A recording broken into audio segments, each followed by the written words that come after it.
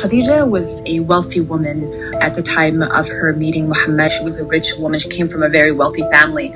This woman was akin to a queen in Mecca at the time. If she had lived in her spacious and luxurious house in Mecca, surrounded by her maidservants, she might have lived many years. But she preferred to stand by her husband and to share the bitters of life with him. Khadijah lowered her standards and lowered her life to be with Mohammed. He was a robber, and his encampment was in between that Mecca and Medina area, so he can rob the caravans that were coming to deliver merchandise to Mecca.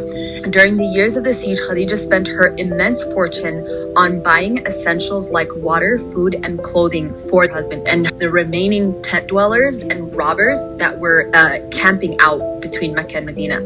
And she had to endure the pangs of hunger and thirst. She was tightening her stomach to reduce the space so she wouldn't feel so hungry. She had to endure the extremes of heat in summer and cold in winter. When she returned to her house, her last cent was gone.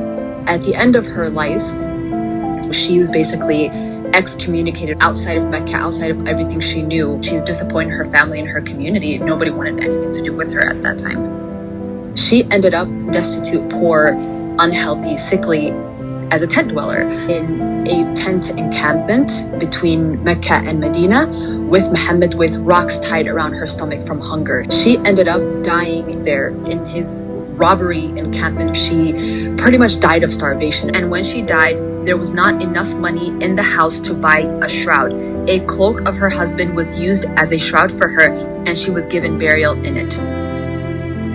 Just to see how much Mohammed has ravaged through her life, her wealth, everything was gone by the time Mohammed was through with her.